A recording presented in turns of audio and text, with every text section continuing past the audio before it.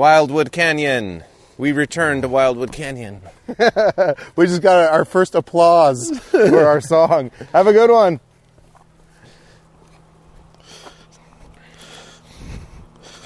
Think we're gonna make it? Make what? Think we're gonna make this podcast out still on Monday, still 5 days a week? It's going to be out today, for sure. It's going to be out. Guys, you're listening to it now, but I'm saying it's going to be out in an hour and 2 hours. Maybe you will be hearing this in 2 hours. I've got one listener who as soon as yesterday was telling me I'm a quarter away through the last episode. What? Yeah. Wow. So they're waiting on us, Sean. We got to do it. Well, that's why I was pushing to do the experiment of can we upload in the field? Oh my God, my legs are already hurting. We haven't been hiking in a while. Yeah, I've been on set. I've been overeating. I'm up 4 pounds, just slamming jars of peanut butter and mangoes. Those were the snacks that you could eat on set? No, I just went shopping. I was like, I got to get some fucking peanut butter. I was hungry for it. And now, got to get back on the calorie counter. So that's what I'm doing right now. My time is freed up now. I feel like a free man, Sean. A Freeman? Like Morgan Freeman? In some ways. In some ways like Morgan Freeman. In other ways, not like Morgan Freeman. I was going to say, little did he know he was white. The Morgan Freeman joke voice is the best. One of my favorite memes. I had a long couple weeks. This week was the longest. Or previous week, I should say, because not only were we putting out 5 mind walks, but I was also doing the... Oh, poor little guy. Oh, yeah. Doing Building Beyond Barney, the People's Convention. That's right. Excuse me. I'm sorry, no. Building Beyond Barney, the People's Assembly. It was an assembly, not a convention. Because the People's Convention is being done by the Movement for a People's Party. Which is... Sounds very... all these names. Yeah, well, the People's Convention by a Movement for a People's Party is a third party that's sort of starting up now in the wake of Bernie's run. And near as I can tell, their platform is basically Bernie's platform. Oh, good. And I'm like, that's a smart way to go about it, because... Bernie's platform before his... Well, his platform during his run. Okay, yeah. Okay, good. Because I can't tell if his platform is shifting right now or not. I mean, he's not running. Well, I mean, when you're any politician, I suppose, can have a platform, but when you're running, it's a different kind of implication, right? Yeah. And I guess it's literally the platform on which you stand, right? Oh, yeah. It elevates you. So it is a metaphor. Yeah. It's metaphoric language. But in any case, they're doing the People's Convention, so we had to decide as delegates, what are we going to call our thing? So we called it the People's Assembly, Building Beyond Barney, which it was... I mean, it's a descriptive name of what we're talking about, because, I mean, a lot of the left at this point is like, well, Bernie's done, so what do we do now? Right? Yeah. So we all put together, the California delegates, myself included, put together a sort of shadow convention, Building Beyond Barney, the People's Assembly. And we had panels. So over Saturday and Sunday, we had 5 or 6 panels a day, each with 3 or 4 speakers. We got Ro Khanna to come on and say some stuff. We got Barbara Lee to come on and say some stuff, given that they're the... leading... Well, they're the chairs of the California delegates to the DNC. And they're only the co-chairs, because we as delegates pushed for them to be it instead of Gavin Newsom. So I got a crazy question, or maybe it's not so crazy. It seems like on every kind of political level, I'll even say down to PAs, like whatever the political equivalent of a PA is. Yeah, it's like, oh, there's going to be somebody in charge and somebody who's one leader, one follower, or like down to the smallest level of delegation, we're going to have like. That's what I'm saying. Like the political thing is like, well, who's going to be the leader of this coterie that we have? I mean, because like I think with you and I, we're trying to be pretty egalitarian about this, or at least have discussions that are egalitarian. Yeah. Yeah. Well, it's like yes and no. Yes, because hey, buddy, it's politics, and our politics is hierarchical, even as it's allegedly democratic. But the folks on the left here are at least sensitive to the idea of, and many of them just outright reject hierarchical power structures. Yeah. The further left you go, the more you get that. So, I fall somewhere in between, which is to say, I think that humans, at least many humans, let's say, they suddenly have a tendency to want to organize hierarchically. Mammals usually tend to be a dominant hierarchy based. But in addition to that, some things, at least in the short term, I think are easier accomplished with some kind of hierarchy. Not all things. And I believe that, that those hierarchies should just be dispensed with as soon as the task is done. Yeah. Okay. Right? But while the task is happening, there may be someone who has more expertise in this area or leadership ability in the area. Or perhaps they simply just have the most motivation to do the thing. Yeah. And, that was happening in the delegation a lot. We kind of wanted to all be on the same page about stuff. We all wanted to vote together and be like, well, look, if we want to make a future that's really democratic, well, we have to start now. We have to start with our delegation. Right? Yeah. But then, if I as an individual have an idea, take the Nevada caucus, okay? The Nevada caucus are the ones who started which I alluded to on an earlier podcast, which will become a switchback, the voting no on the Democratic Party platform because it does not have Medicare for all, during a pandemic. Yeah. And as health bills continue to skyrocket, et cetera, et cetera. And as a matter of human rights, I always like that. But, so I don't know how they started it, although we know that Bernie totally crushed it in Nevada, so apparently they had their shit together over there. He won California too. Yeah. And actually, we had our shit together too. He kind of crushed it here too. Yeah. You have a question? No. We crushed it here too. Yeah. That's correct. And it was all thanks to me, actually. I crushed the whole thing. Well, you are indefatigable. Is that the word? Yeah, how do you pronounce that? I was always kind of like indefatigable. I try to avoid the faggotable part of it. Yeah. Indefatigable.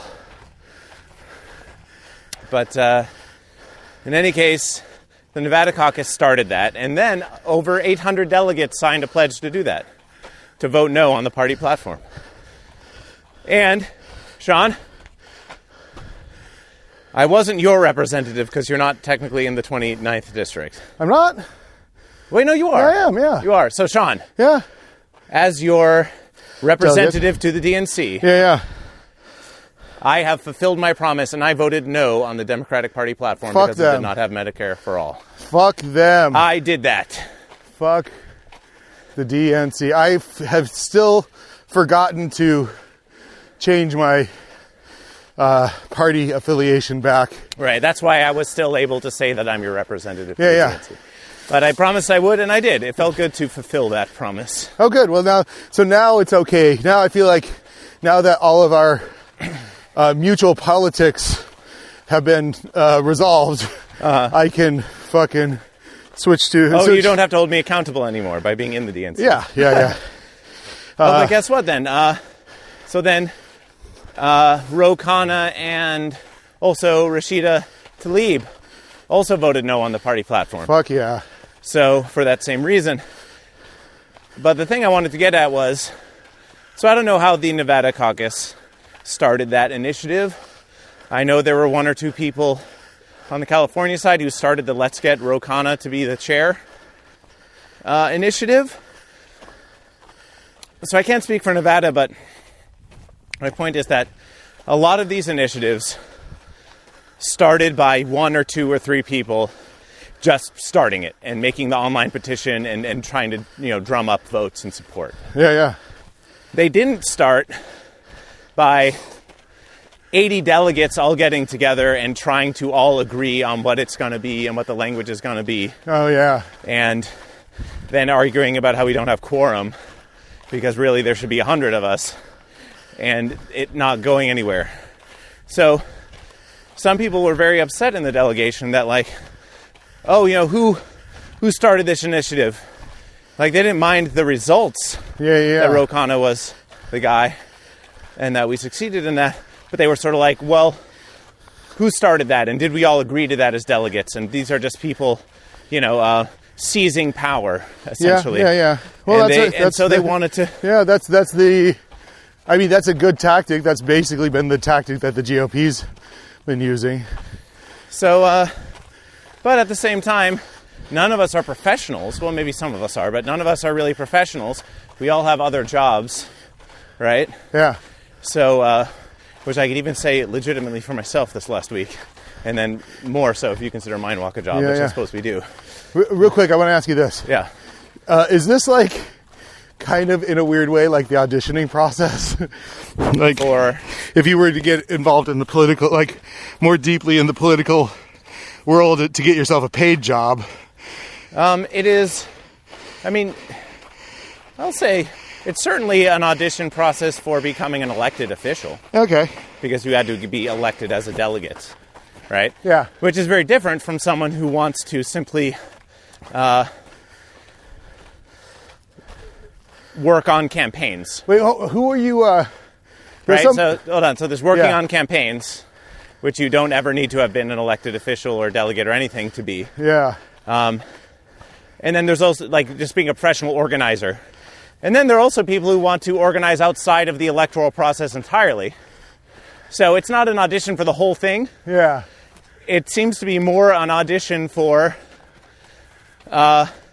becoming an elected official because you have to get elected to hold this position. Okay. So a lot of people who have run for delegate then go on to run for city council or district council or school board. And those are paid gigs? I think those probably have a stipend of some kind. Okay. But in any case, not all of us have the time to go to all these Zoom meetings and to be around for these very long debates. I'm just speaking real here. Yeah. And to participate in all the votes, especially when a lot of them become very circumlocuitous discussions. Yeah. And it's a limited amount of time before the convention. There's only so much time we have to get anything done. So,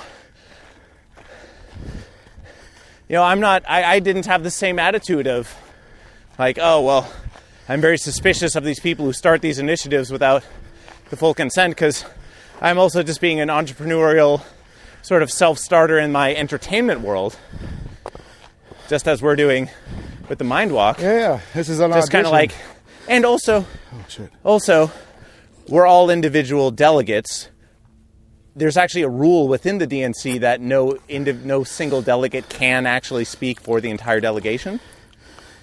Right? So I can't come out there and say, the California delegation says this, when I don't personally have that authority as a delegate, right? Yeah. But there is no rule that says that none of us can't start our own initiative and try and get people on board. Just like, a senator or congressman might, or congresswoman might say, hey, I've got this idea for a bill. Who's on board? Try and get people on board. So there was just a lot of tension around that. But, so on the left, there's a lot of distrust of hierarchy, but that does, I think, lead to a lot of argument about procedure and a lot of resistance to wanting to, like, fall in line and do the thing and, like, move in lockstep, which is a great tendency, but it means that you have to deal with the messiness that comes with that too, right? Yeah. And that can sometimes be counterproductive. So I got 2 questions now. Yeah. First question is, who was the bigwig that you were running against? The bigwig I was running against for your delegate seat. For my delegate seat was Joel. I believe it's Joel Fajardo, and I think he's part of some local political dynasty or another. And he is the mayor of the city of San Fernando, which is within Los Angeles, but he's a mini mayor. He's a mini mayor. And but you know what? He only got 2 votes. Yeah, because you were politicking, because you were putting energy into it. He was just like, I had his secretary fill out the forms for him or some shit. I don't know how that works. And my main competition ended up being this guy, Joshua Bellis, who is also, I don't know to what degree he was involved in volunteering for the campaign, but he's clearly, from his Facebook posts, very knowledgeable about what's going on and super an activist for sure. And I think he would have served very well. So he got something like 27 votes or something, and I got like 50 some odd votes. Look, 50 people gave a shit. I mean, yeah, you did fucking beat me down in North Hollywood Park and rub my face in mud and said, are you going to fucking vote for me, asshole? I was like, okay, yeah, please, yes, let me go. And this is how we do it in North Hollywood. We get the vote out. It's not easy to do. To get anyone to even take, and this is true in politics as in anything else, to get someone to even lift a finger can often take a lot of convincing. Yeah. We get what is it? What's the apathy vote even in the presidential election, which is the easiest? Like they make it the easiest vote possible. They automatically register you when you get a driver's license, right? Well, it depends on the state. Yeah, but at least in California. And they are systemically dismantling the post office as we speak. Oh yeah, for sure. Initiating new age poll taxes and removing polling locations. I mean, so like it's getting harder all the time. Yeah. I just want to be clear about that. I'll just remind you. Yeah. Literally, you had to own shit to be able to vote in the first, dozen elections in America. Yeah, and have you had to own a penis, too. You had to own a penis, yes. You had to own shit and a penis. And you had to, your meat sock had to be of the light beige persuasion. Yeah, so, I mean, voter disenfranchisement, since the regicide, that democracy has kind of attempted, they've been doing the power class, the money class, does everything they can to disenfranchise as many voters as they can. Because if everybody voted, number one, there wouldn't be a GOP party. That would just go away if there was universal suffrage and it was mandatory. There would be no fucking. I'm for mandatory voting. I'm for mandatory voting with a fine.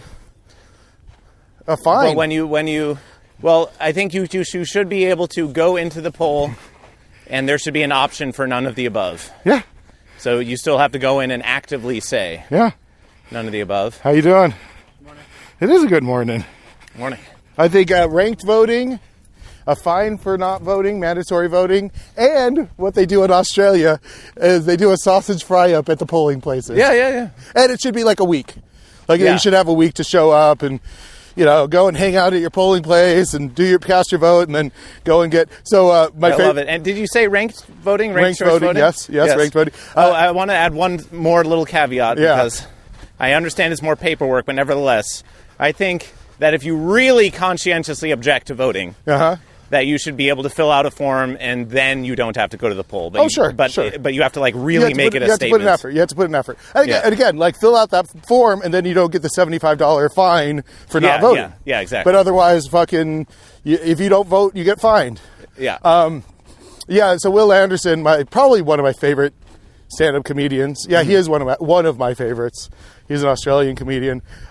He's a vegetarian, so he has to find a polling place that offers veggie sausages. Oh my God, that's hilarious. But that must exist, I suppose. I just think that's such a nice little detail, a nice little touch to know about. And also like the fact that, like, just imagine trying to do a sausage fry up in fucking California with everybody's fucking dietary restrictions. No, that'd be tough. In LA.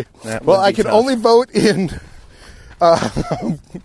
Compton because I want a pork casing and a pork meat. I don't know. Well, you know what would happen with that? Yes. If there were sausage fries at the polling places in California, particularly in Los Angeles or San Francisco or even San Diego, there would be indeed vegans and vegetarians who, and let's say it was pork sausage, there might be some Jews and Muslims, right, who would say, this is voter disenfranchisement.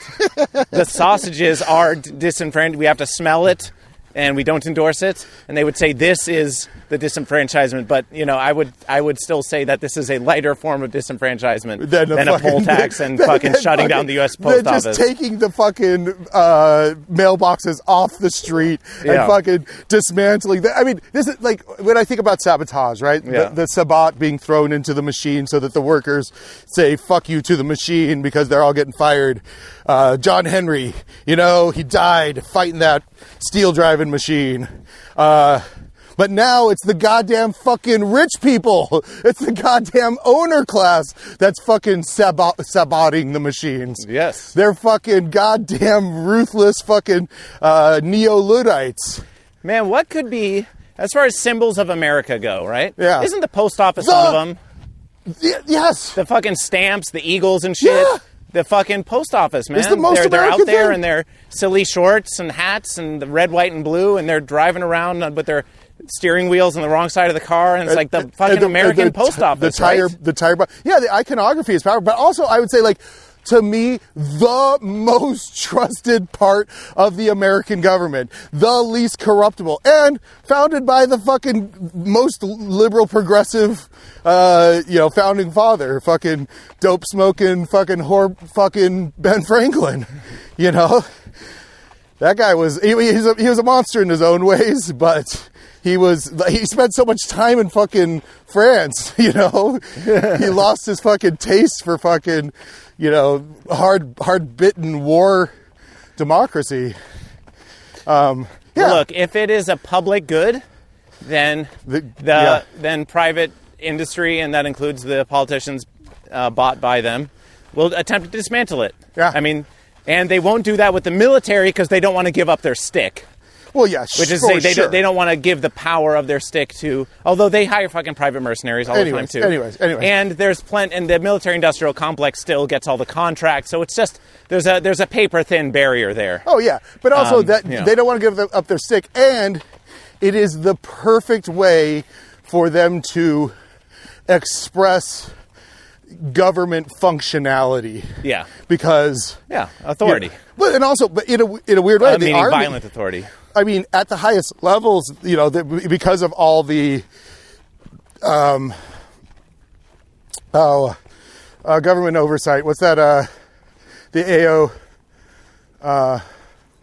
What's that? The accounting branch of the government oversight, because over the years they've had to curtail all this like military spending.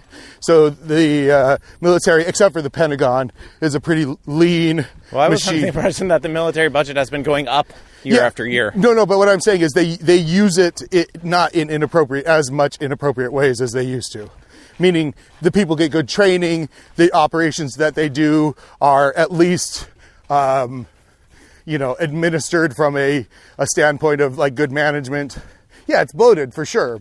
But I know every person that's ever been in the military said, yeah, there's problems, but my job was not as shitty. Oh, look at this house. That's not a house though, is it? Sure, it looks like a house to me. I guess it looks like a little ranch.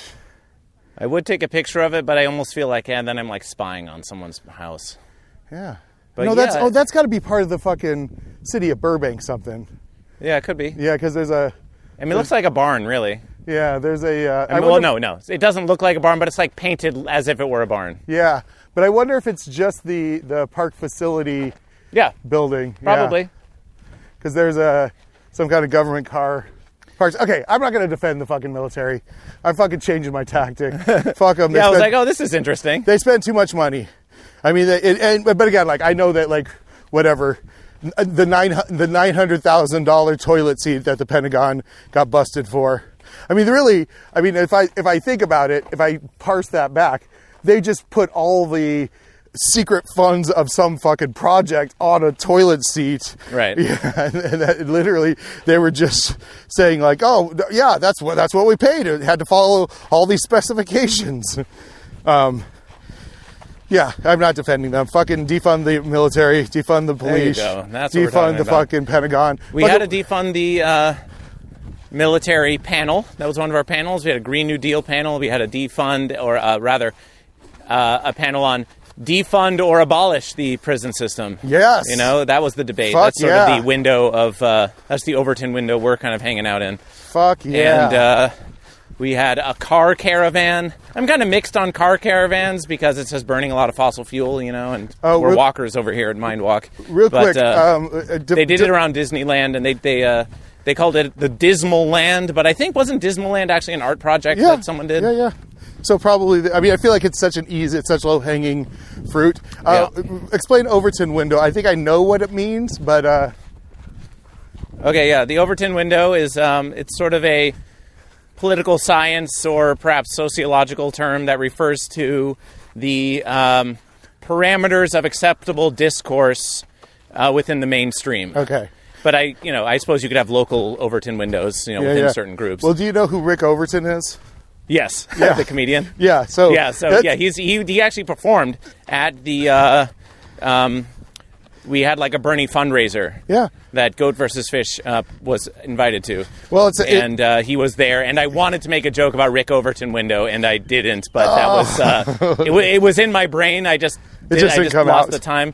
But yes, there is Rick Overton, the comedian, who's he's on our side. Yeah.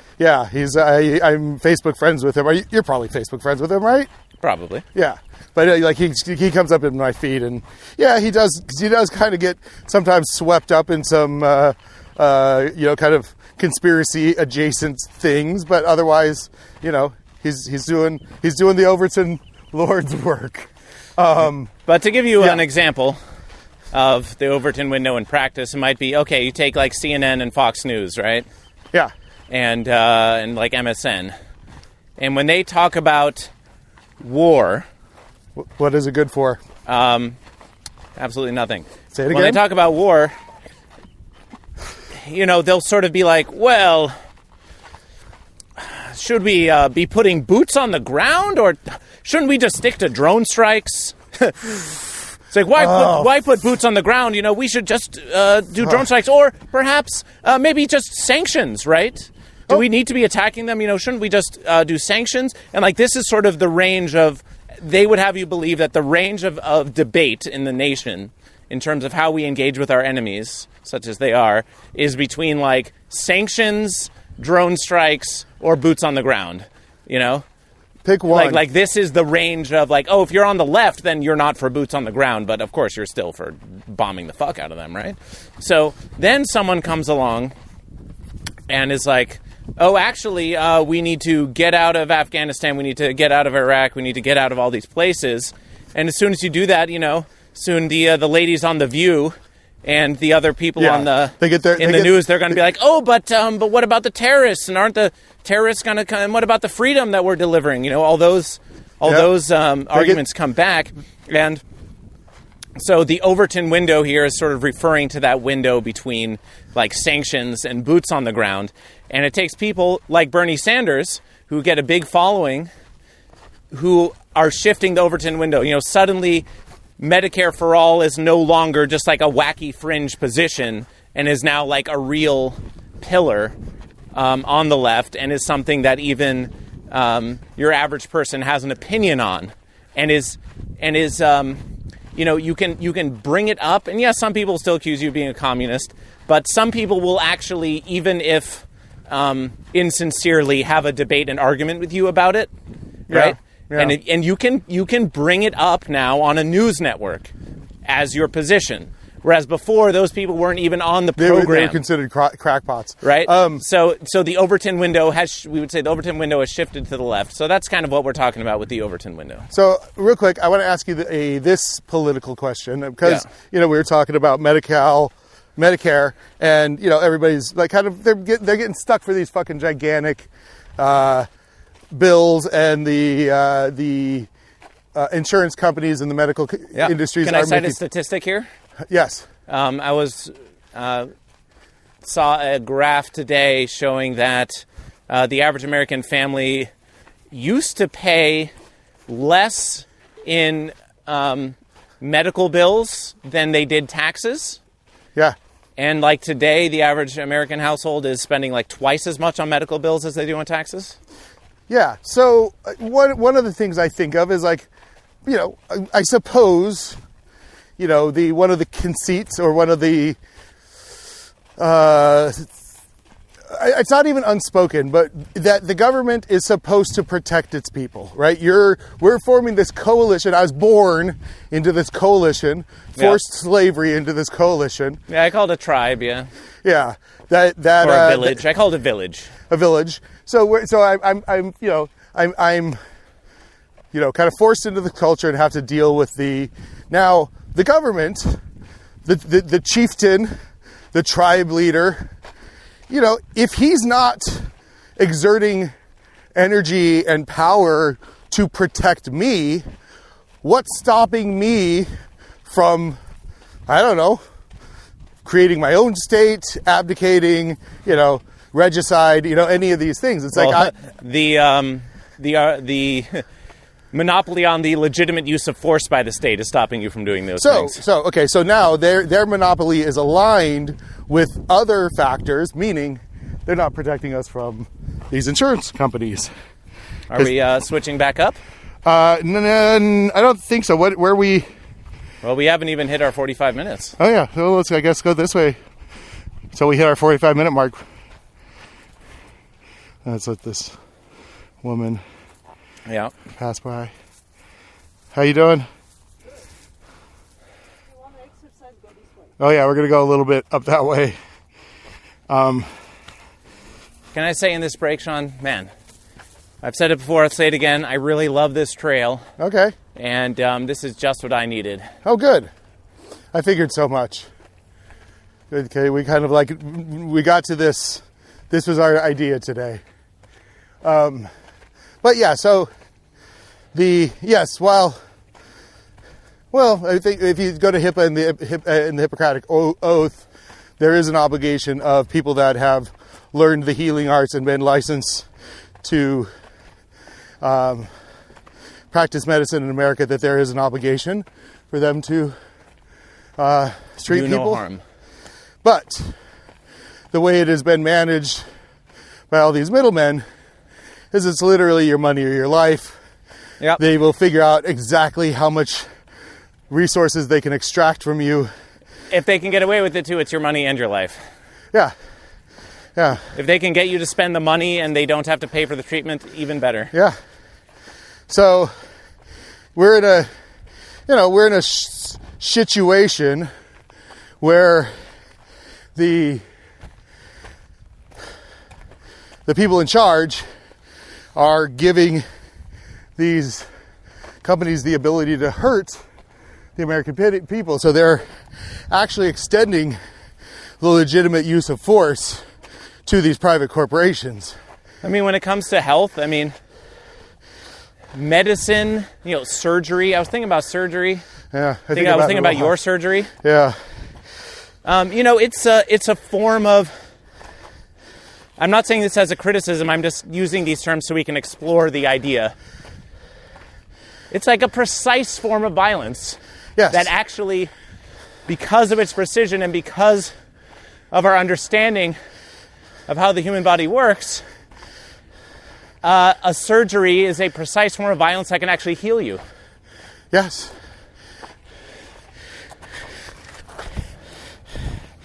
I was thinking about the argument we had about the length of the table. Sean? Which, remind me?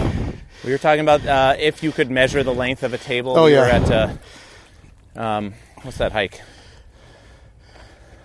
You know, the one that you don't like going to because of all the people and the dogs. Oh, Fryman. We were on Fryman sitting at that table. No, bud? I know you want some. Remember, it was the same day we saw the rattlesnake, and we were talking about Oh, yeah, I remember now. the length of a table. Yeah, and how can it really be measured? How it can be measured. And then I was thinking about your surgery. I was like, what if the doctor was going in to make the incision for your kidney and was like, 3 millimeters? I mean, who even knows? Measuring up your body. We're like, we can't determine how far the abdomen is from the sternum anyway, so just cut anywhere randomly. You know, we can't measure it. Well, I think, though, they're in a delicate feedback loop, right? Because let's say they do have a measuring device that is 3 millimeters, and maybe they've marked with Sharpie on my body where the cut should be based on the measurement that some surgical assistant has made. Yeah. Right? But then when the doctor actually gets to my body, he's got to be like, nah, I got to stop here. I have a feeling for this. This is where the cut needs to end. Well, no, I understand that. Yeah. I'm just saying that they're not stabbing you in random places on your body. Oh, for sure. But that's neither here nor there. I just was thinking about surgery, and so while it came up, I like it. I wanted to bring that up. I like it. But yeah, we want Medicare for all. We want a single-payer system. So, but guess what? So I went and I had two gigs, I guess you could call it, political comedy gigs. Yeah. During the People's Assembly Building Beyond Barney, where between panels they needed people to host. I was part of the social media crew, so I did a lot of tweeting. They're very grateful for my super character-precise tweets. And then they had me booked for the transitions. I did a little bit of political comedy. I promoted the Democratic Socialists of America. I made a little song, the Democratic Socialists of America. And I said that. But then, here was one of my jokes. You want to hear one of my jokes? Yes. It was, recently I took a job working on a film set for a movie about a vampire that feeds on the youth that's been left behind. And as I was there on set, just taking in the whole thing, I felt I was right there at the DNC. I felt right there. Like I wasn't even stuck at home because of COVID. I really felt at the convention with that. That was one joke. Let me see what else I had. I did some visual gags with, like I had a Bernie shirt, and then I wrote like Beyond on a piece of paper and put tape on it. So it was like, welcome to Beyond Bernie, looks down at shirt, takes paper, slaps on shirt. Yeah, look at these shirts we just had made. Oh, yes, see, these shirts could be yours. These shirts could be mine. These shirts could be all of ours. It's Beyond Bernie. And then I took Bernie out of my Bernie action figure. That's still in box. Oh, you took him out of the box? I was like, oh no, Bernie's trapped by the DNC establishment. Oh no, let's help him out, guys. Took him out of the box. People were like, free Bernie in the chat. So that all went well. But then for my second set, the other panel ran over. And, it was a panel on abolishing prison. And it's like, I'm conflicted because I don't want to I have that performer's insecurity where it's like, I don't want to take their time because I'm doing something silly, right? Yeah. But really, I'm conveying my own politics just using humor and satire, but my message is very sincere, though.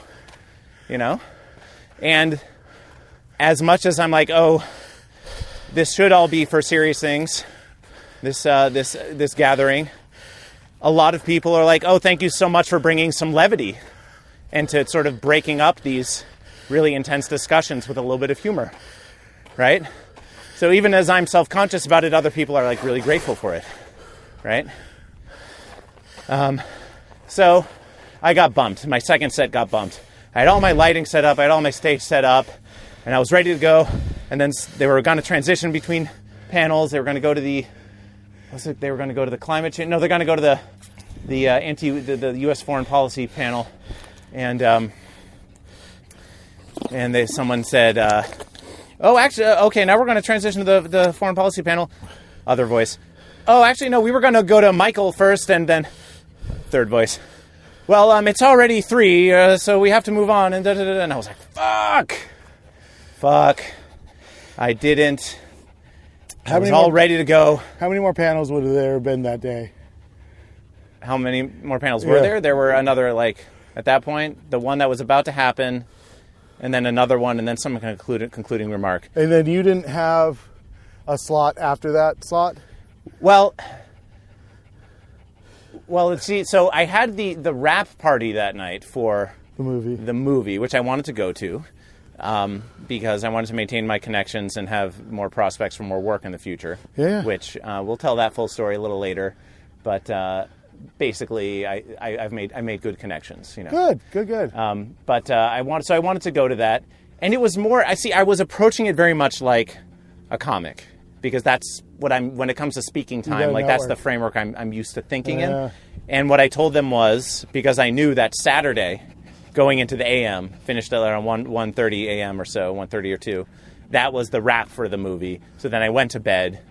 We didn't go for a mind walk because I knew I had. So I said, I promise you I can be there for the 2:45 and the 5:45. I can do time. Because for performers like you and me, it's not just a matter of, oh, sure, I'm a fellow delegate, I can get on the stream and burn some time as a transition. It's if I'm going to go and be the face of the event for a 10 or 15 minute period, it's I'm going to set up my lighting, I'm going to set up my background, I'm going to be prepared to engage during that time, not just fill time. So it's I'm in this, I've promised to do that amount of time, in these two places.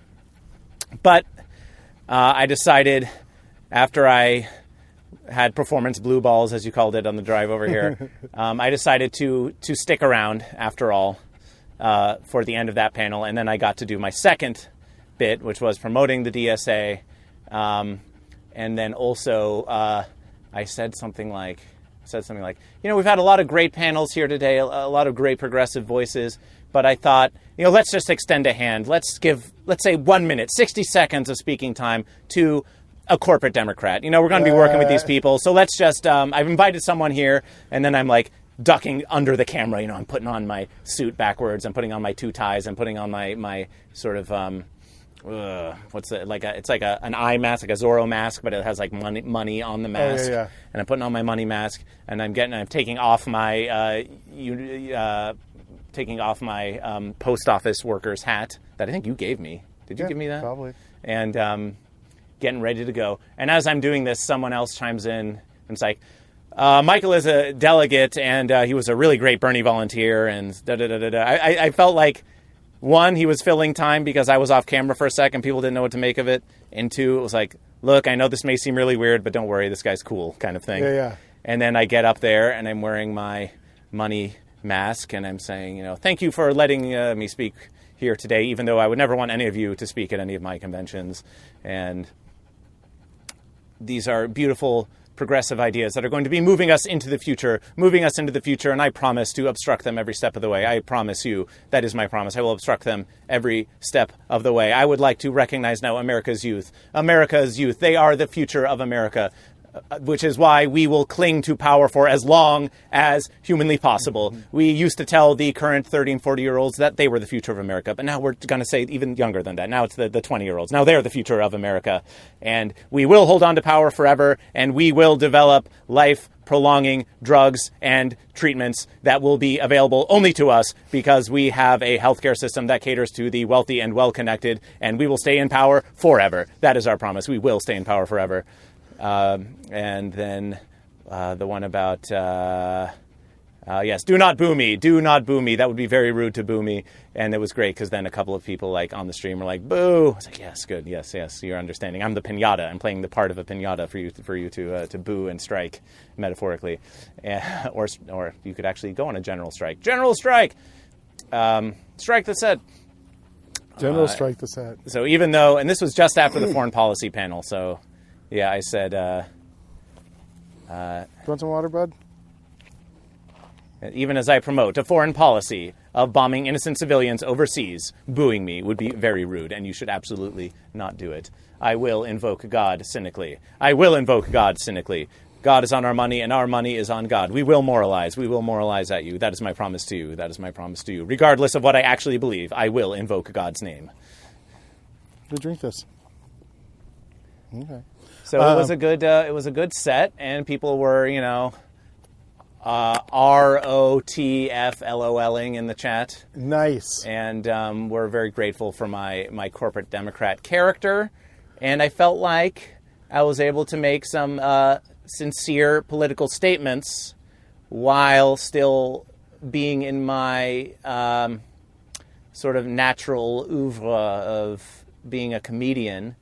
And I'm thinking like, I could make this corporate, maybe not have it be explicitly corporate Democrat, but it's like corporate hack politician guy whose party is like almost irrelevant, Let's head down. And I think I could make that a character and bring that to both to regular comedy and probably to get political gigs too. I think so, because I'm thinking, we get back to the car and then we just do this straight up on our next hike. Oh, you want to do the straight up? Oh Yeah. my God. Might as well. Yeah, I'm fine. I'll drink a bunch of water down there and be like, I think I can do this. But I think that whatever. I want to give it a try. So I did it, and then I went to the rap party, which was canceled. Real quick. Oh, it was? Yes. Because of COVID? Well, I don't know if it was because of COVID, but a family member of the director died suddenly. Oh, shit. Probably because of COVID. Oh, look at that. Oh, God. My fucking instinct, my intuition. I did wait it out there at that spot because I know we got to get back to the car, which, I don't know, maybe it'll take 45 minutes. I'm not sure. Well, I got to have some water. Yeah. I was hamming it up. I wasn't drinking water. Oh, I know. But let's cut. Mind walk. So, take a look at your surroundings. Drink some water. Think about somebody you love and how they loved you.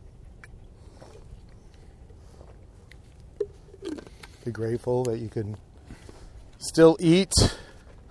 There's still food in the fridge.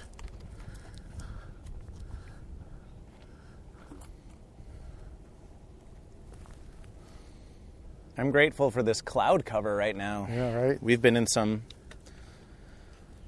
real heat these last couple of days. Yeah. Deadly heat. Haha. Very deadly. As a native Californian, I'm like, I want to say I don't mind it. Like, I realize it is part of the landscape, part of the paradise that we live in.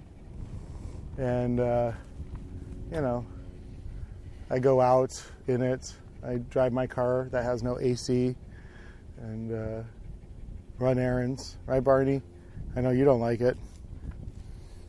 But, I'm grateful for these hikes. I feel like I got in a real funk a couple days ago not doing these hikes. Barney did, for sure. Barney was definitely missing you. When he saw you today, he was like, oh my God. Yeah. Grateful for Barney. Such a good boy. Such a good kid. Well, for practicing gratitude, I too am grateful for these hikes. I'm grateful for the work that I've just finished.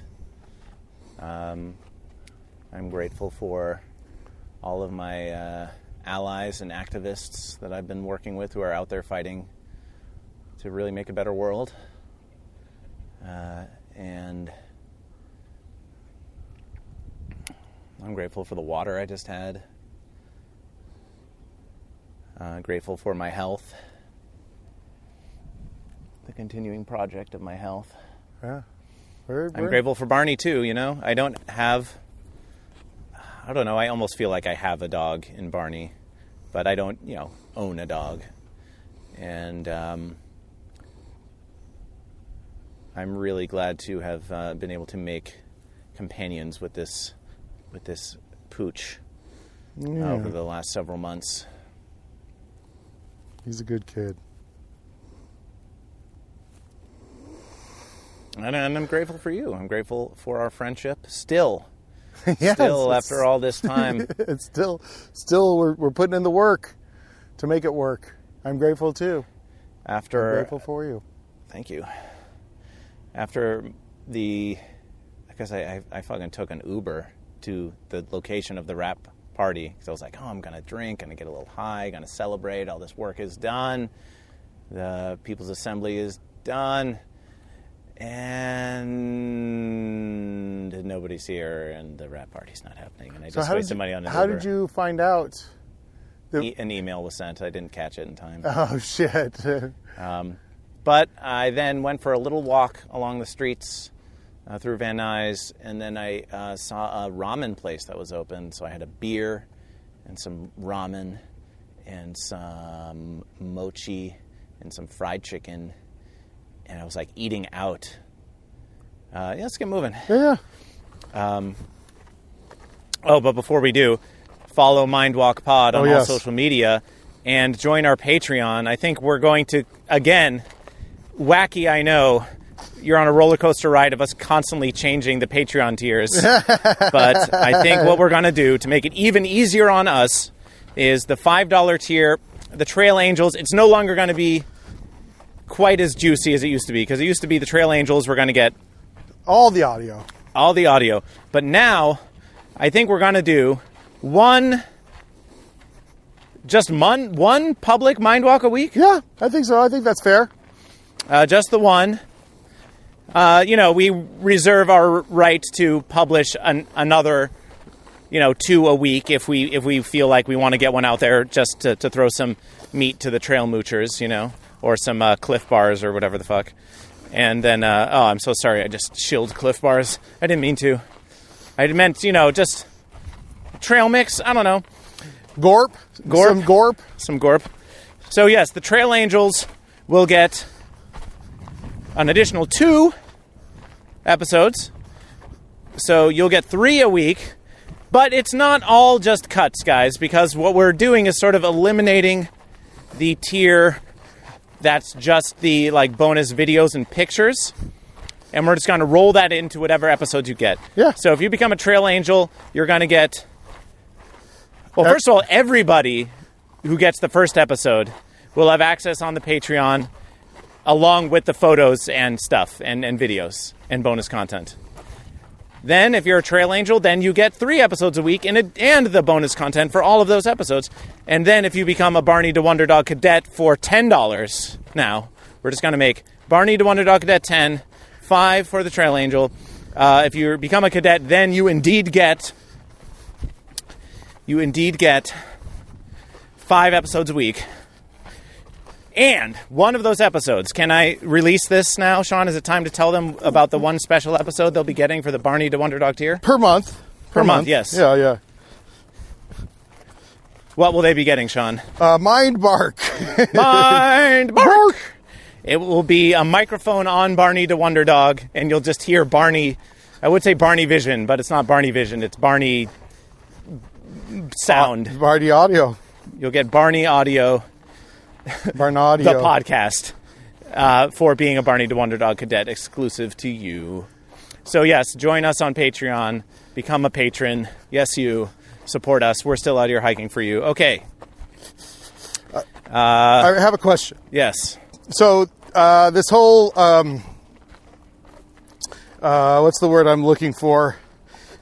Immune response to AOC at the DNC. Oh, yes. She gets 1 minute of approved video.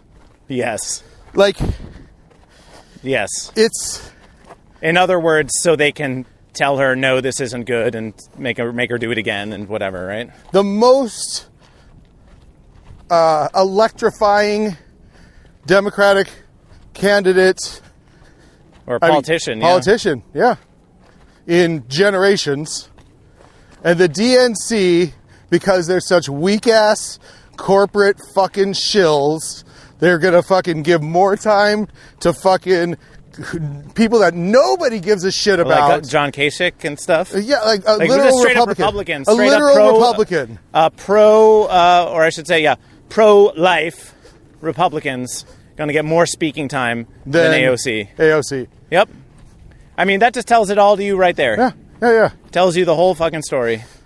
That's absolutely right. Yeah. That's garbage. It is the party of garbage next to the party of nuclear waste. And I don't give a fuck about anybody who, I mean, except for you, that is involved in party politics. I mean, there's an argument I hear all the time. Well, it's like you have to work within the system. Fuck you. Fucking throw fucking Molotov cocktails at banks and fucking those paintings of the Chase banks on fire. Love those. I mean, again, I don't think that violence is necessarily going to solve it, but it definitely makes news. And if people can get on message after they do something violent and say, look, this bank is like, I mean, people were doing it in the 30s when their fucking farms were getting foreclosed on. They would make runs on the banks and fucking burn the banks down because basically the banks were stealing everybody's property. And somehow people look at that and go like, that's wrong. That is a building. It's got feelings. What about all the workers, Sean? Bank? Sorry. So, how did we get from AOC being 1 minute to speaking towards burning down banks? Burning down banks. How did we get there? Well, no, I'm just saying because the way in which they... for my own part, I do not advocate violence. I advocate defense, but... Well, I would say violence is something that can only be perpetuated against another human, against humans. Oh, okay. Well, that's fair enough. Yeah. So I think violence in all forms, because you can't be violent against a building. That's not violence. It may be vandalism. It may be greedy graffiti. Wait a second. It's certainly destruction. But violence is for human beings. Yeah, I think that works for me. Yeah. Although I think you can do destruction that is effectively violence against human beings. For example, you can destroy food. You mean the way the Denver police pepper spray the medical supplies of... Yeah, or like empty the water at the border, or empty the water and this is a form of violence against people. Yeah. And it's not done directly to their flesh, but it is a violence, you know? Yeah.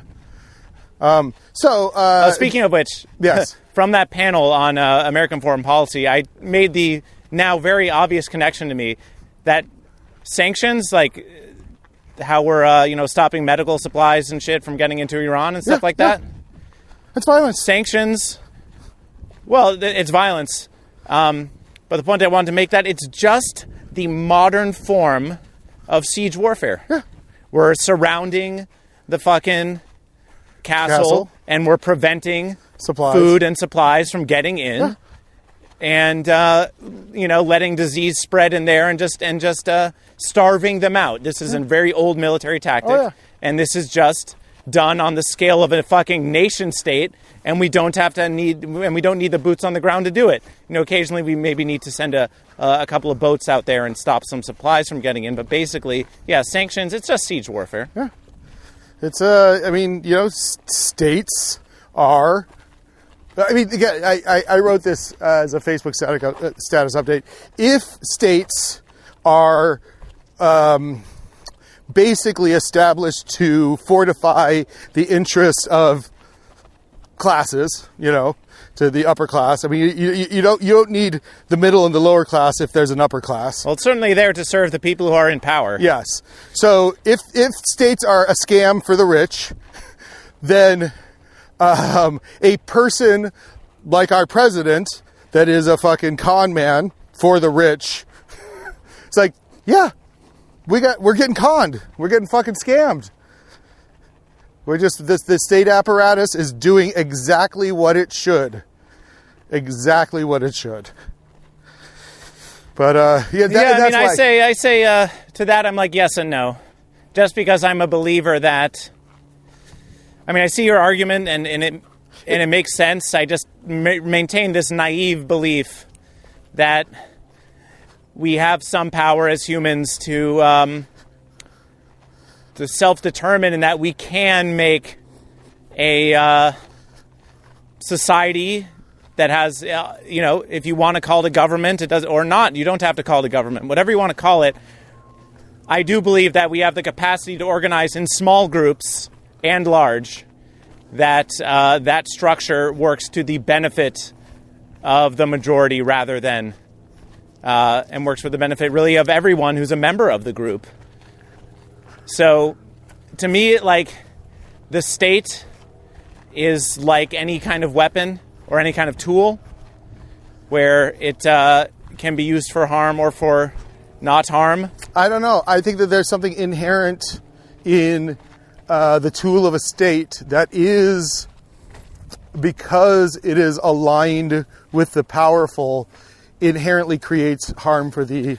Right. Well, Yeah, to me, the issue there is that we have a inequitable distribution of power. Yeah, that gets worse. Yeah. So there's like cascade failure. Yeah. That gets worse the longer the state operates. Yes, I completely agree to that. Yeah. So, this is a super long debate that I don't know if I want to get into right now. No, Not we because don't. it would be unpleasant, but just because we have so much other stuff to talk about. So much. But so much. Yeah, the debate about that, but is a big one for sure. And hey, like maybe I'm just a little capper. Like maybe I'm fucking angsty against the system because I ain't got shit invested in it because I'm not fucking, like I only by the luck of fucking, having a good brain and born in California was able to get this surgery. I mean, the state, one branch of the state saved my life. A branch of the state that they are working very diligently to take away. Yes. So I feel like I definitely have a vested interest in trying to, hey, maybe they can buy me off. Maybe they can fucking give me enough money to shut me the fuck up. And then I'll be like, fucking less taxes. Oh, they gave me a lot of money. I didn't have very much money before, and now I want even more of that money. Yeah, I want to kick the ladder out from underneath. So now that I've got all the goods, no, you guys can't fucking have it. Not the rest. But should we invoke the envy spirit? Are you ready for that? Yes, but before you do, okay, yeah. Just wanted to say that having that ramen and that beer yes. outside, there were a couple of old assholes sitting at the table across from me, and they were just having this really lively, obnoxious debate, and I feel like I was looking at us 20 years into the future. No, but one of them was saying something in what did this guy said? He said, oh shit, I can't remember. It was something, it was so juicy. It was equal, he was like, equal rights is not equal power. Something like this. Yeah. And it was just a very... I was like, okay. It was one of those kind of statements. But normally I would have found these two people arguing to be really obnoxious and loud. But at the time I was like, I miss being out. Yeah. Being around people, and we were all distanced and stuff, but it was really great eating out. Hello. How are you?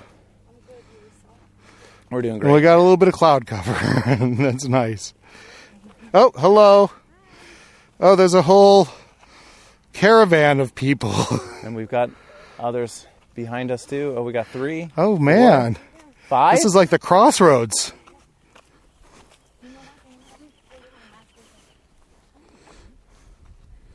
It's traffic on the hill. So yeah, it was great to eat out. And I overate. It was and nice. it was fucking expensive, man. I forgot how expensive eating out was. Yeah. But it felt good. Okay. I had Korean food yesterday, and my bill was like $30. But, that's what you get with Korean food. So the envy spirit haunted you again? Envy spirit. Trabajo!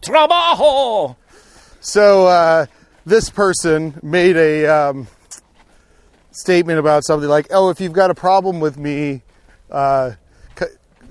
give me your address in in my DMs, right? And we'll settle this like men.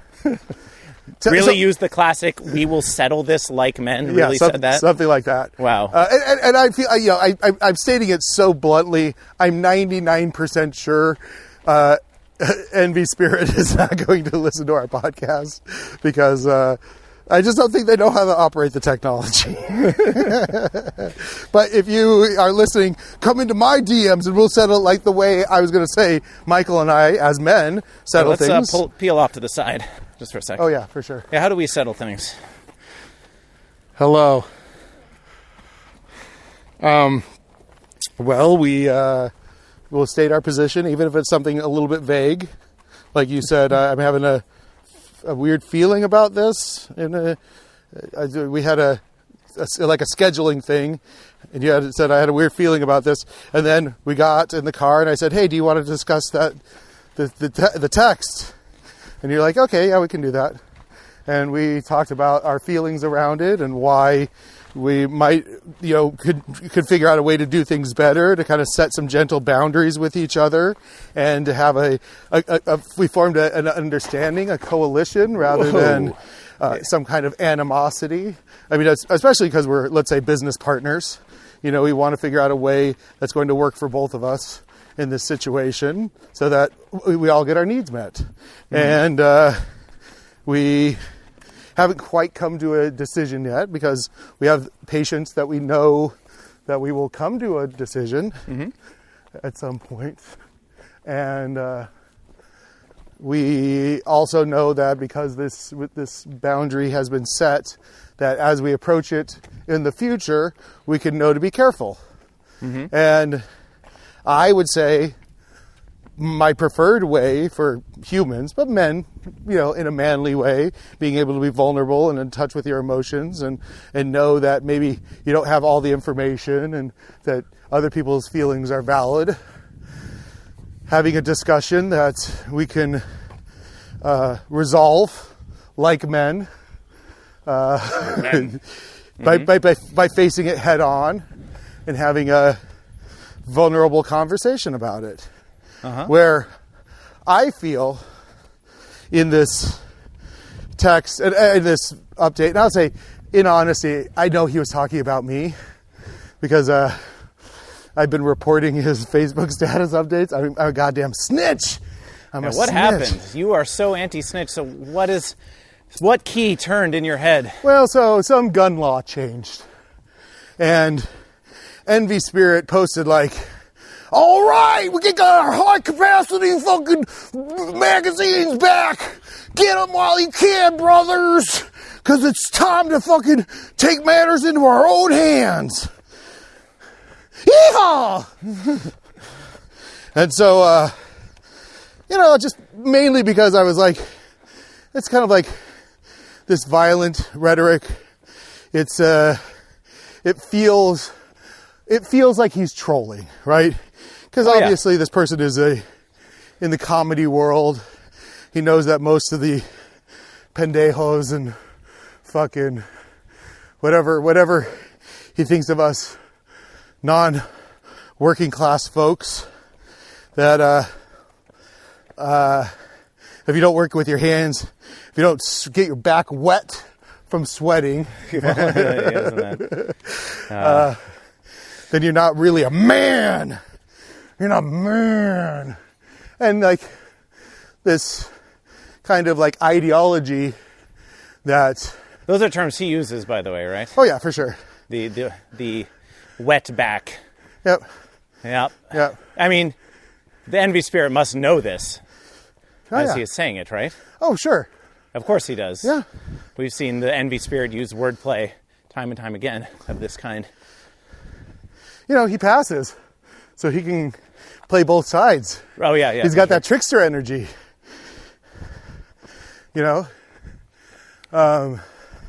So, over here, bud.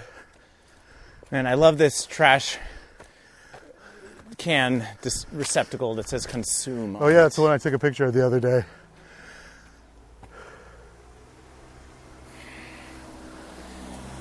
I was wondering if you wanted to maybe stand on the hill here, if I could take a video of you calling out, like formally calling out to the envy spirit and delivering whatever message you want to give. Oh, okay. What do you think? Sure. Ooh. The envy spirit. Such a scary proposition. Well, I'm going to give you the scene. I'm going to give you your scene, and you can take it from there, okay? So get ready. This is your big moment. This is the one that's going to define your career. It says D+T. Donald loves Trump. He just does. Oh, a moment of silence for Donald Trump's younger brother, the good Trump, who passed away. Who succumbed to a global pandemic. Actually, I may sit while I do this. Oh, really? You're going to... I mean, it's up to you. Maybe. Let me it's up to you. I was about to say no, but then sitting can be super powerful too, so... well, I'm going to give you... Maybe I'll stand up. Maybe that's... Yes. Maybe there'll be a move in there. Maybe you'll stand up and trip on the table and fall off, and it'll be comedy gold. All right. I think I'll go this way so the road isn't behind the shot. Okay. You don't want to have the Consume trash can in the background? Oh, okay. That sounds good. Oh, there's Consume on the table, too. There's Consume... Oh, sorry, it says Consume. All right. All right, Sean. I'm going to give you some direction, and then I'm going to say action. This is I'm learning from time on set. All right. Yep. Right. You ready? Yep. The envy spirit. The envy spirit has just slid into your DMs and said to you that if you've got a problem, to give the envy spirit your address, and the spirit's going to come over and give you a house call, and you're going to settle it like men. Well, first... And action. So first off, yes. Yes. The giving you my address definitely does not seem prudent. What are you fucking fish scamming me? Are you going to have pizzas sent to my house? I mean, come on. I know what is implied with your... It's a threat. I'm going to come to your house. We're going to settle this like men. I would agree to this. There's a Republic of Pies near my house on Magnolia that, I could even do this. I'll do this. Maybe at some point in the future, I'll just decide to hang out there at 3:00 in the afternoon. You can join me for an ice cold brew, and we can sit out on the patio and discuss why I think that the threats of implied violence that you put out into the world is a real position of insecurity. Is that a place that you're attempting to try to perform bigger than you are? But it doesn't matter. Just be the size that you are. Love yourself. Care about yourself. Be a person that is capable of not fighting with everybody who happens to disagree with you. I would say like the... oh man, I had this thing in my... there it is in my eye now. It's still there, whatever. I'll tell you what, Mr. Envy Spirit. I'm not going to buy you a coffee though, because that feels like bullying. Like I feel like, I was like, I'll buy you a coffee and we can settle this thing like men. Discuss it like gentlemen, pack a pipe and be like, I have a difference with you, sir. And you could be like, I have a difference with you, sir. And I'll be like, well, the problem I have is that, yes, if you use lethal force as the threat behind your ideology, sure, you're going to fucking win. Great. You get to be the fucking top dog by saying fucking might is right. Great. Awesome. Nobody disagrees with you. Fucking might is right. Go fucking shoot yourself in the face. Great, you could do that. Because I know that a lot of people in your former position do that. So give it a try. No, none of that. None of that. If you're feeling that violent, take it out on yourself is what I'm saying.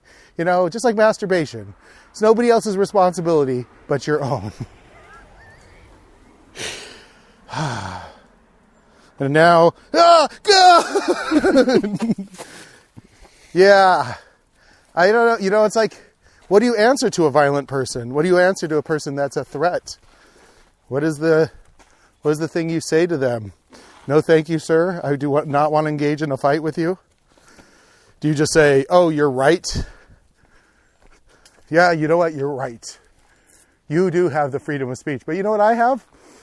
The freedom to report you on Facebook because it's a private corporation. And they take us whiny liberals more serious on some level than they take these kind of global threats of, come over here, bud. Over here. This guy's driving very fast. I bet you he's a cop in training. Yep.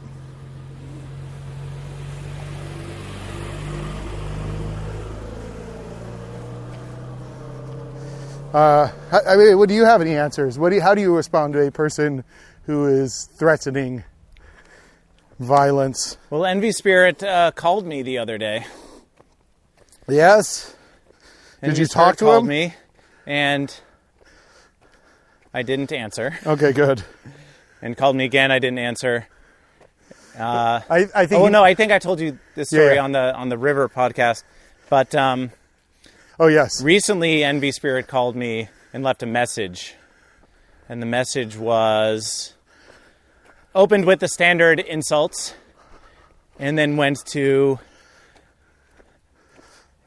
"Hey, I'm living out here in a tent, bro, and it's just going real hard for me. So, if you want to put your fucking money where your mouth is and help me out, then I guess, what are you really about, man? What are you really about?" So, I was 95% sure that this was just a troll. But I fucking care. Yeah. And I know that I think I know, that if Envy Spirit were really in a situation like that and were really hurting, that even an ask for help would probably be cloaked in a lot of bullshit.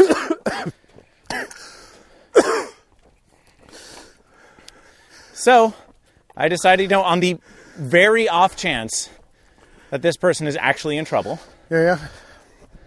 I'm going to return this fucking call against my better judgment. And so I did. And I said, "Hey, you left me this message saying that you're living in a tent." Envy Spirit's like, "What?" I said, "Yeah, you left me a message saying you're living in a tent, that you need help, so I'm calling you in case you need help." And he's like, "Oh, no, man, I was just fucking with you." I'm like, "Okay, then." And then that was the end of the conversation. But I was mixing up a few conversations in my head. So that did happen.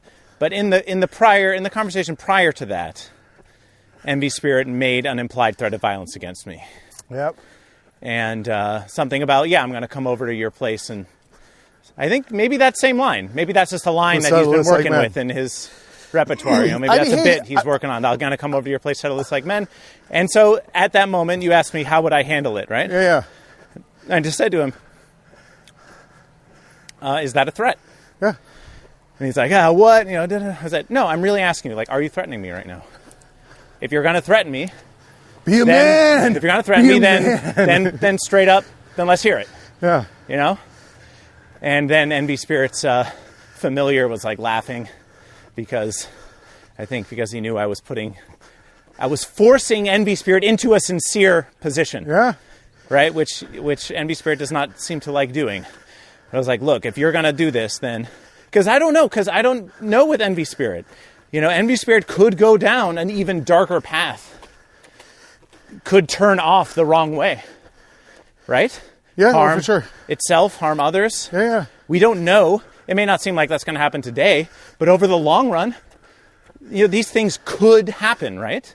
Sure. With all the damage suffered at war. So I just wanted to be clear. I was like, is this the moment where your rhetoric about, homelessness calling me and a fucking, about me, all this saying, I've never worked a day in my life and how I'm fucking a Silver Lake liberal or whatever, all of the things. Silver spoon, right? Is this the moment? And when he jokes about how he wants to fucking, how he'd rather, shoot a silver spoon person than an innocent Iraqi civilian or whatever. And, is this the moment, Envy Spirit, where that joke is becoming you actually threatening me? Is this what's happening here? Yeah. And then for a brief moment, he was like, no, man, I'm just fucking with you. And it's Yeah. like, oh my God, you know? So if just in the right position, Envy Spirit will admit that it is really all just an act and that he's fucking with you. But that was how I handled it. This is a tricky I called position. it out directly and said, if you're doing this, then let's fucking do this. Yeah. And really say it to me. Yeah. That's how I do it. So That's I good. try to eliminate the joke. And I if he appreciate does it. really say it to me, Yeah. then I know where I fucking stand. Yeah, that's a good And, position. you know? So this is the problem with tricksters. Also, real quick, I'd say there's also another way that settling this like men, that only two men, Yes. that only very two hot men, one military trained and the other chiseled by life, could settle this. Well, naked and sweaty in the backyard. Well, you do have to figure out who's going to be the dominant in that case. Oh, we could struggle for it. And that's you know, that's one way to solve it, I mean, right? I've got at least. Or you could take turns, but however you're going to negotiate, Yeah. yeah, it must be done in that moment. I mean, you know, we could do this. I mean, you know, equal the egalitarian. Wouldn't it be funny if that's all we jerk off. needed? Just some gay loving. I mean, I think that's. I don't want to say like this whole idea that, you know, people that are homophobic or violent against gays are actually repressed homosexuals, because I think it goes darker and deeper than that. But, you know, being open to a fucking hand job from a dude definitely is a position that, I mean, I'm open to it. It's not my preferred. I mean, Well, okay, here, I say that, but I give a hand job to a dude almost every day. Almost every day I give a hand job to a dude. Now, Sean, if you could release the envy spirit from its eternal torment by giving it a hand job, would you? Yeah, for sure, 100%. Well, If we knew that it was going to result in the demon, the envy spirit, exiting the body through the jizz dispensed by a male hand, yes. can I just say how pleased I am that this envy spirit is working out so well that we don't have to call the envy spirit by Actual its name. government name. By its government name. And also, if envy spirit, I mean, if envy spirit listened to our podcast, envy spirit would know who we're talking about, for sure.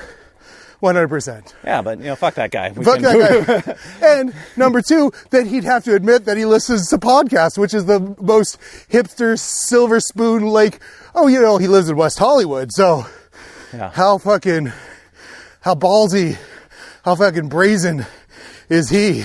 Well, look. Why isn't he out in fucking Reseda, baby? Look, Envy Sunland. Spirit need never come on the podcast because Envy Spirit already haunts the podcast. It's true. Gives us plenty to talk about. We have two different kind of ghosts. We have the envy spirit and the ghost of Ron. Yeah? Yeah. We have the most haunted podcast in podcast history. Because our podcast is actually haunted. Not like those podcasts that claim to be haunted about ghosts. No, Well- we have real haunting going on. I mean, okay, I would say Marin's podcast is definitely haunted because he has all those dead comedians that he's already interviewed. Okay. Yeah, I and thought you were going to say dead cats. he's got dead cats too. He's haunted by Boomer. No, Boomer lives. Sean, didn't you forget? No, he's haunting. He's haunting the podcast. But also, Never Not Funny, Jimmy Pardo's podcast is haunted by the ghost of Andrew Koenig, because at the end of every episode, he says, AK-47 gone, not forgotten, because he committed suicide a few years ago, and he was their video guy. And his wife's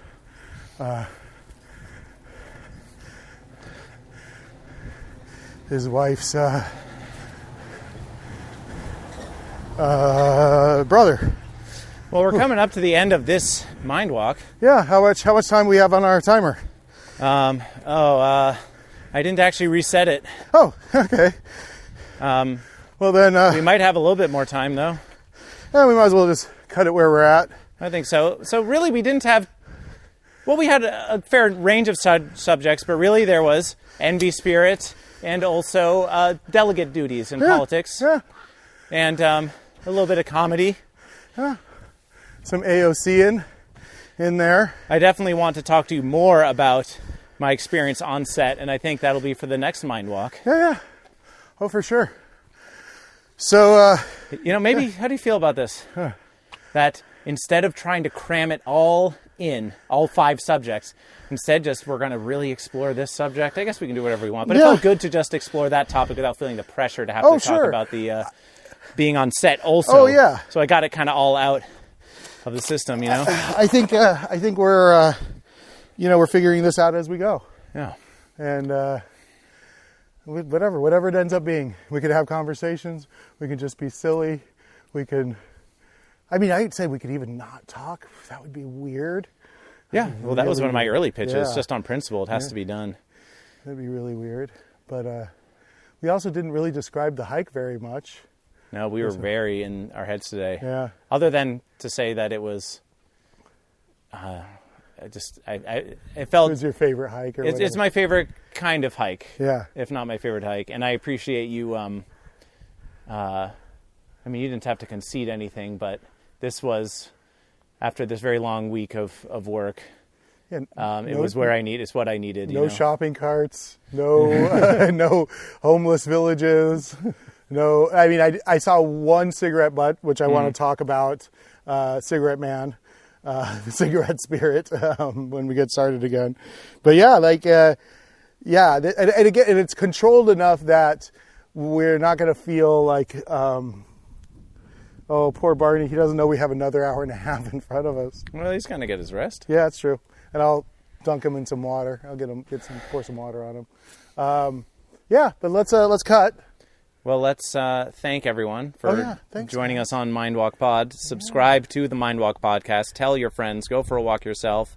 And rate us on iTunes. Give us any number of stars you want and say something about Mindwalk. And follow us on social media at Mindwalk Pod. And go to the Mindwalk Podcast Patreon and join the capitalist dystopian nightmare tier for just $1.99. That's all I'm asking of you today. Join the capitalist dystopian nightmare tier for $1.99 a month to support this podcast, which we like to call Mindwalk. Bye.